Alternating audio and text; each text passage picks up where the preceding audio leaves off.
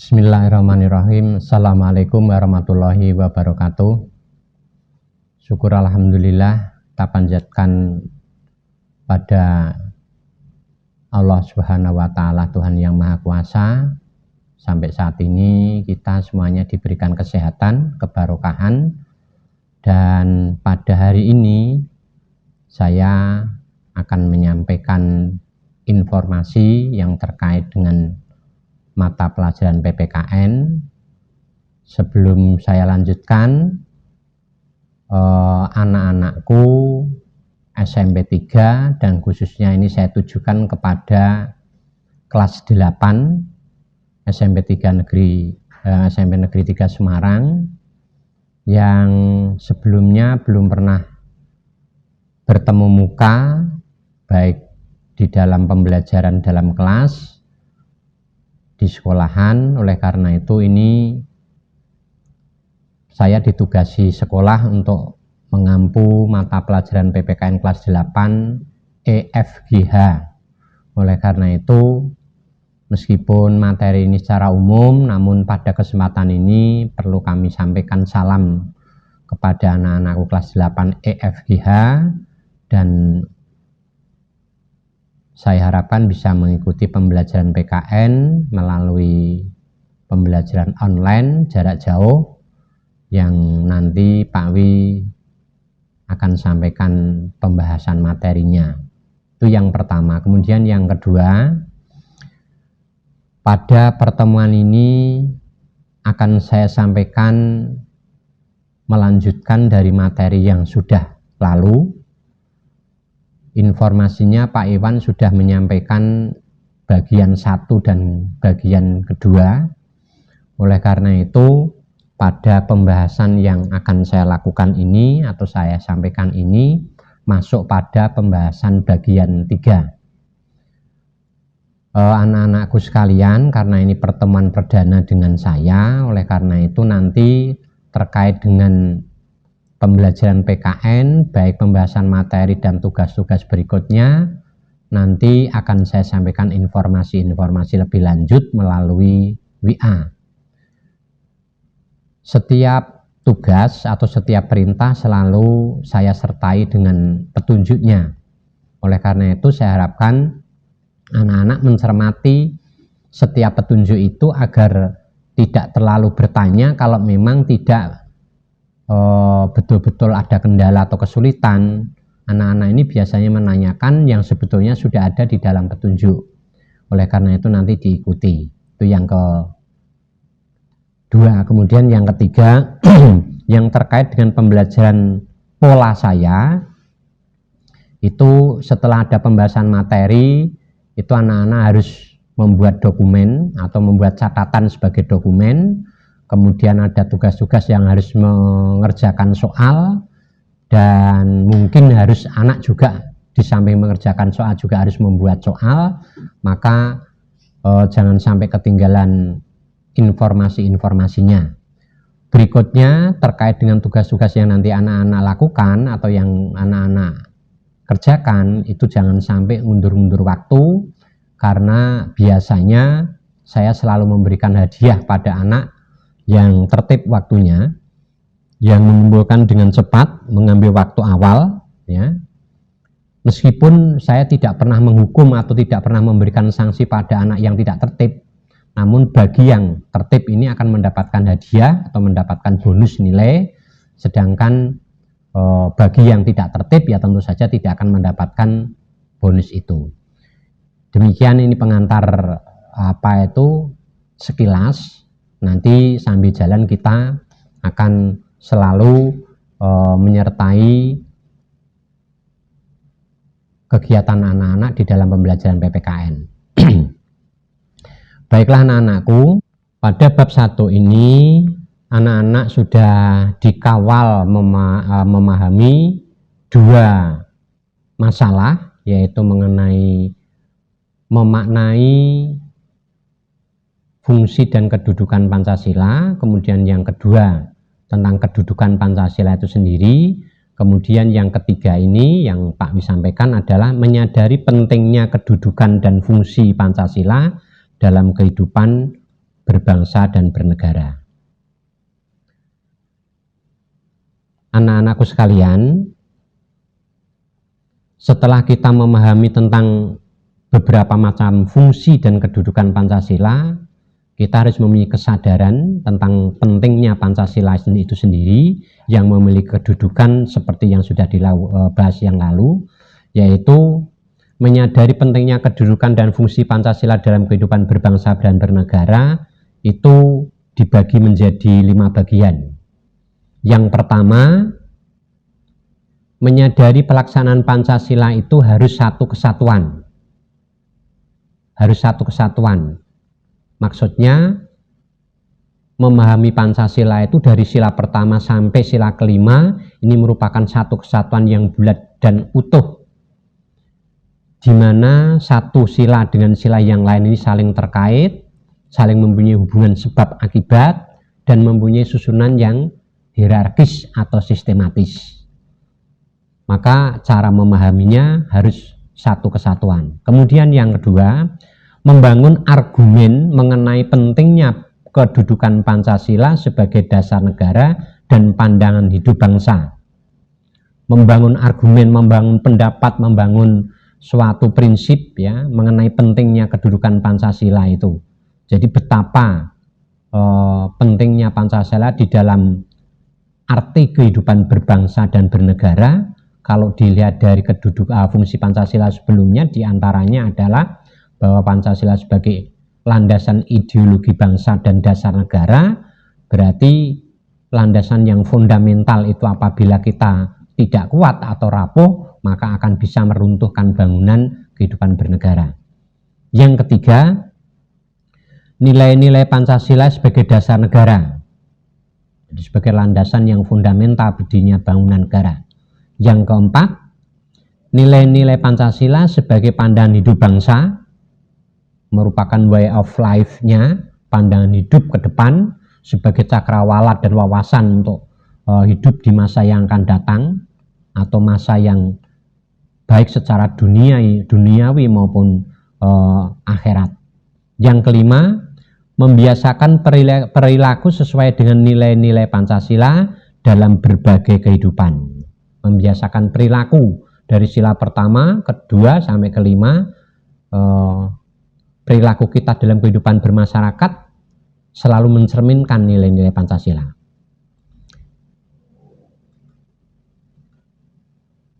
Yang berikutnya ini perlu dijelaskan satu persatu. Menyadari pelaksanaan Pancasila itu harus satu kesatuan, bahwa Pancasila itu harus merupakan satu kebulatan dan satu kesatuan yang utuh antara sila satu dengan sila yang lain. Karena sifat urutan sila Pancasila itu sistematis, dari ketuhanan, kemanusiaan, persatuan, kerakyatan, dan keadilan itu mempunyai susunan yang hierarkis. Artinya susunan yang tidak boleh dibolak-balik dari pertama sampai kedua, sila yang lebih tinggi menjiwai sila yang di bawahnya, dan sila yang lebih rendah dijiwai oleh sila yang di atasnya. Kemudian yang B, kesatuan totalitas yang organis, utuh, manunggal, dan senyawa. Jadi tidak ada satu kesenjangan di situ. Saya ambil satu contoh, menempatkan sila pertama Pancasila itu ketuhanan yang Maha Esa, karena memang Tuhanlah yang menyebabkan segala sesuatu yang ada. Yang memiliki sifat sama dengan Tuhan atau hampir sama dengan Tuhan itu manusia. Kalau Tuhan Maha Pencipta, manusia bisa menciptakan. Maka manusia adalah makhluk yang paling sempurna ciptaan Tuhan, ditempatkan pada sila yang kedua. Sila persatuan ditempatkan pada sila yang ketiga, urutan yang ketiga, karena apa? Manusia yang diciptakan di sila kedua tadi secara beraneka ragam, berbeda-beda. Tuhan atau Allah SWT menciptakan manusia yang berbeda-beda, ini pada hakikatnya untuk saling mengenal, maka diciptakan atau ditempatkan sila ketiga, sila persatuan, ini merupakan satu wadah untuk bisa menaungi, untuk bisa menjalin persatuan yang beraneka ragam yang diciptakan oleh Tuhan pada sila kedua tadi. Dan itu sebagai contoh saja, nanti yang di bagian belakang saya lanjutkan lagi. Berikutnya,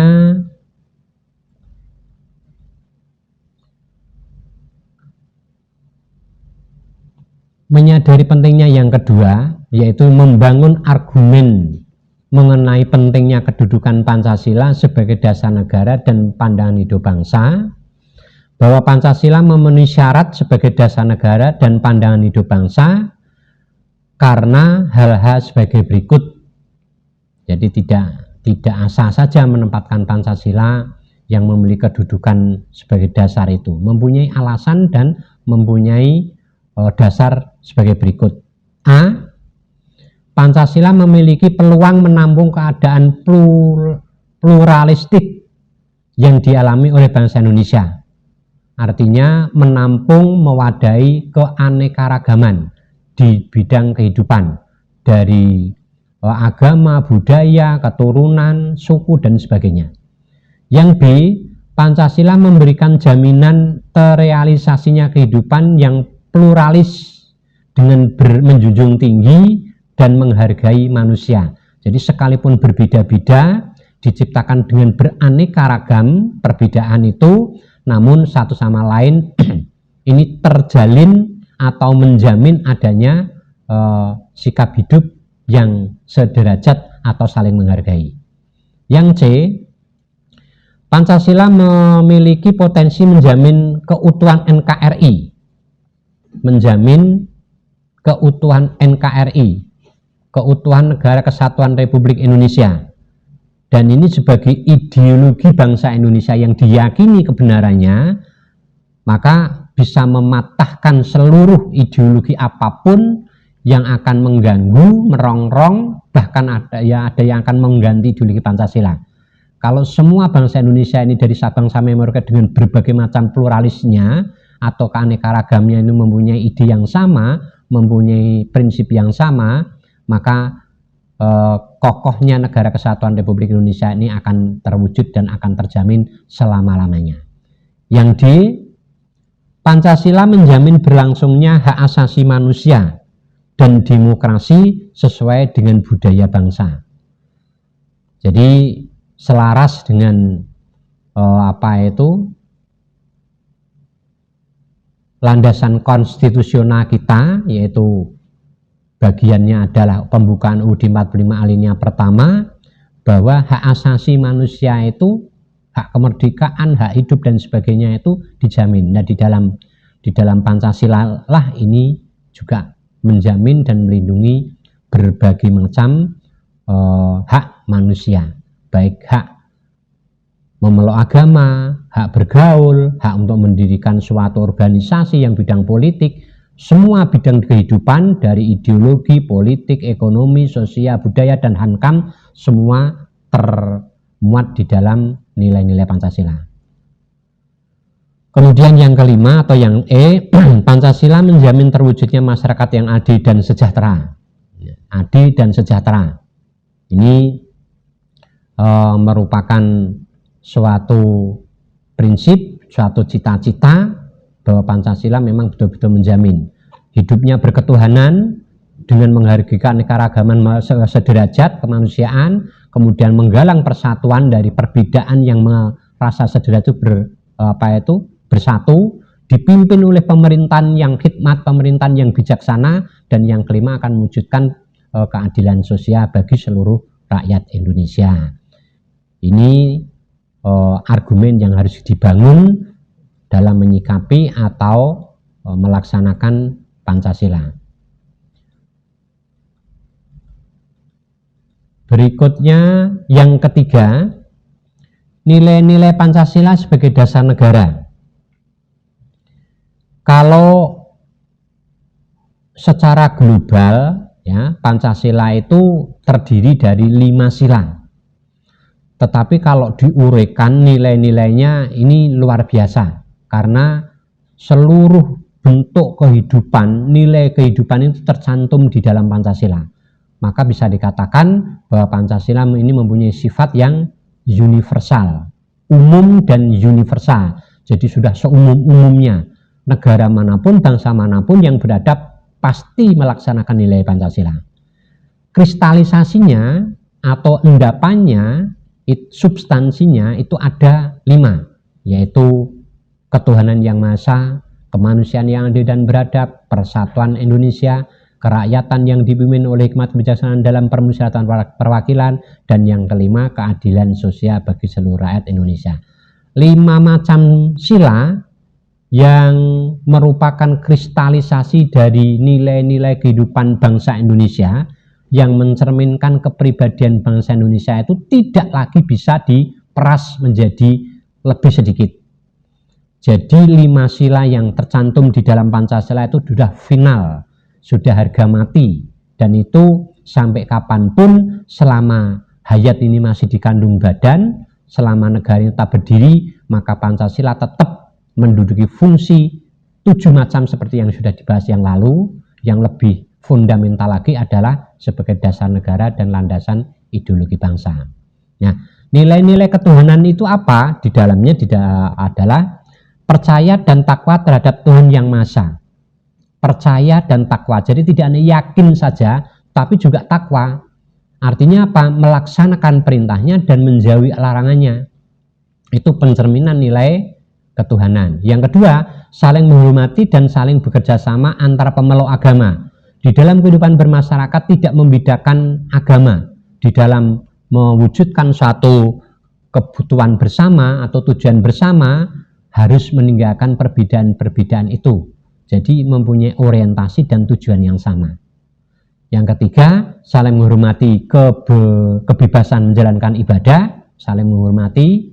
Di Indonesia ini sudah cukup hebat, sudah cukup berjalan cukup bagus ketika satu sama lain memiliki kepentingan yang berkaitan dengan ibadah keagamaannya, tidak ada gangguan. Termasuk di SMP 3 ini ketika sholat berjamaah duhur, yang Islam masuk masjid, sholat berjamaah, yang non Islam juga disediakan tempat untuk melakukan ibadatnya sesuai dengan keyakinannya.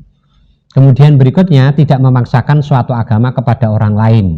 Ini bagian dari pelanggaran yang hak asasi yang berat, ya.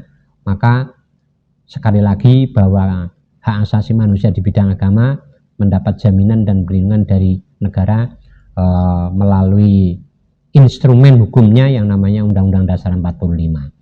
Itu sila pertama. Kemudian sila kedua, yaitu sila kemanusiaan yang adil dan beradab, yaitu mengakui persamaan harkat, derajat, martabat manusia sebagai makhluk ciptaan Tuhan. Mengakui persamaan harkat, derajat, dan martabat itu sama-sama kedudukan manusia. Ada kedudukan yang dilihat dari harkat, ada kedudukan manusia yang dilihat dari martabat dan derajat. Masing-masing mempunyai perbedaan anak-anak. Kalau harkat itu kedudukan manusia yang dilihat dari tingkat keimanannya, derajat itu di tingkat sosialnya, dan martabat itu dari tingkat ekonominya. Nah, nilai yang ada di dalamnya yang perlu kita lakukan adalah saling mencintai sesama manusia. Yang kedua, tidak semena-mena terhadap orang lain. Nah, ini saya kira sudah jelas, tidak perlu dibahas panjang lebar. Yang ketiga, gemar melakukan kegiatan kemanusiaan. Kemudian berani membela kebenaran dan keadilan. Berikutnya, menjunjung tinggi nilai-nilai kemanusiaan. Dan yang terakhir, saling menghormati dan bekerja sama antar bangsa. Kalau ada pertanyaan dari anak-anak, apa hanya itu Pak nilai-nilai yang terkandung di dalam sila kedua? Tidak. Kalau zaman dulu ada yang namanya P4 Eka Prastia Pancakarsa. Jadi dari 5 sila ini diurutkan menjadi 36 butir. Dan nilai kebaikan, kebajikan, kemuliaan, keluhuran itu semuanya ada di dalam nilai Pancasila, dalam sila Pancasila itu. Ini hanya sekedar mengambil beberapa contoh. Itu sila kedua. Kemudian sila ketiga, nilai persatuan atau sila persatuan Indonesia, meliputi menempatkan kepentingan bangsa dan negara di atas kepentingan pribadi atau golongan. Ingat anak-anak bahwa Indonesia ini di dalam UUD 45 itu selain ada hak juga ada kewajiban. Jadi bagaimana kita bisa melaksanakan atau bisa mendapatkan hak yang sesuai yang kita kehendaki, juga seiring dengan kewajiban yang harus kita laksanakan. Oleh karena itu, kepentingan bangsa dan negara ditempatkan di atas kepentingan pribadi, tetapi bukan berarti mengesampingkan kepentingan pribadi. Kepentingan pribadi tetap diberikan perlindungan dan jaminan. Yang kedua, rela berkorban untuk kepentingan bangsa dan negara. Sudah jelas. Kemudian yang ketiga, cinta tanah air dan bangsa. Cinta tanah air itu artinya ya secara alamiah melalui faktor geografis alamiahnya, berupa darat, berupa laut atau perairan, berupa daratan, pegunungan, wilayahnya meliputi Sabang sampai Merauke yang terdiri dari 17.000 sekian pulau, itu tanah air. Bangsa adalah bentuk manusianya ini yang beraneka ragam, ya, dari berbagai macam keturunan, tetapi menyatakan Indonesia ini adalah tanah airnya. Yang keempat, bangga sebagai bangsa Indonesia dan bertanah air Indonesia. Merasa bangga sebagai bangsa Indonesia, jangan sampai malu. Karena kalau kita lihat dari luar, itu betapa besarnya bangsa Indonesia, betapa dibanggakannya bangsa Indonesia oleh bangsa-bangsa lain. Oleh karena itu kita harus lebih bangga, dan ini merupakan satu bentuk perwujudan sikap nasionalisme kita. Yang terakhir sebagai contoh dari sila ketiga ini, mengutamakan persatuan dan kesatuan bangsa. Kalau mengutamakan persatuan dan kesatuan bangsa, maka kita harus bisa menghindari masalah. Kalau ada masalah, diminimalisir. Kalau sesuatu yang mestinya tidak jadi masalah, supaya tidak dijadikan persoalan. Itu sila ketiga, nilai-nilai yang terdapat di sila ketiga. Berikutnya sila keempat, yaitu kerakyatan yang dipimpin oleh hikmat kebijaksanaan dalam permusyawaratan perwakilan. Mengandung nilai adalah termasuk tidak memaksakan kehendak terhadap orang lain yang berkaitan dengan pendapat dan berbicara. Jadi kalau pada waktu kita rapat atau musyawarah atau sedang sidang begitu, berikan kesempatan orang lain untuk menyampaikan pendapatnya, dan kita tidak boleh kalau kita punya pendapat memaksakan orang lain untuk mengikuti kehendak kita. Ini tidak sesuai dengan nilai ini. Mengutamakan musyawarah dalam mengambil keputusan, ini sudah menjadi budaya bangsa Indonesia. Dalam musyawarah atau pengambilan keputusan, yang lain harus mengutamakan semangat kebersamaan, kekeluargaan, dan gotong royong. Jadi di dalam mengambil keputusan, di dalam satu musyawarah, itu harus mengedepankan rasa, sikap gotong royong, kekeluargaan, dan kebersamaan. Berikutnya, dalam musyawarah pengambilan keputusan yang lain, menggunakan akal sehat. Menggunakan akal sehat. Jadi secara rasional, tidak terburu emosi, tidak berdasarkan nafsu. Dan yang berikutnya, dalam musyawarah pengambilan keputusan yang lain harus dapat dipertanggungjawabkan secara moral pada Tuhan yang Maha Esa.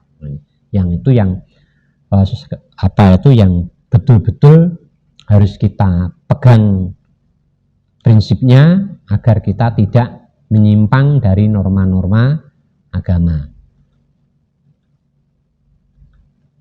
Bagian yang kelima atau sila yang kelima, sila keadilan bagi seluruh rakyat Indonesia, yaitu mengandung nilai-nilai kekeluargaan dan gotong royong. Jadi kalau misalnya Pak Wi sebutkan, loh kok sama Pak? Iya, karena memang saling mengkait. Jadi tidak ada di dalam Pancasila ini silanya berdiri sendiri, tidak berhubungan dengan negaranya, tidak ada. Semuanya, maka saling berhubungan, saling mengikat. Bersikap adil, menghormati hak orang lain, suka menolong orang lain, menjauhi sikap pemerasan atau pemaksaan, tidak melakukan perbuatan yang merugikan orang lain, mengembangkan hidup sederhana, dan menghargai hasil karya orang lain. Ini arti pentingnya Pancasila yang nilai-nilainya cukup universal, tetapi satu sama lain penyikapannya jelas, secara mudah, realistis dan objektif. Oleh karena itu, ini agar menjadi budaya, sikap perilaku dan sikap tutur kata kita di dalam kehidupan bermasyarakat dan bernegara. Demikianlah anak-anakku mengenai pembahasan bagian yang ketiga ini telah selesai. Selanjutnya nanti tugas-tugas akan saya sampaikan, informasikan melalui WA Group. Pesan Pak Wi yang terakhir, tetap semangat belajar, tidak ada perbedaannya belajar di rumah atau di sekolah. Yang membedakan hanya kalau di rumah ini tidak bersama dengan teman-teman, tidak bersama dengan Pak Guru, Bu Guru, namun kalau di sekolah bisa, tetapi ilmu yang diberikan oleh Bapak Ibu Guru tetap dalam porsi yang sama. Demikian, tetap semangat, jaga kesehatan, patuhi perintah ataupun aturan-aturan keluarga maupun pemerintah yang diberikan. Demikian, terima kasih atas perhatiannya. Assalamualaikum warahmatullahi wabarakatuh.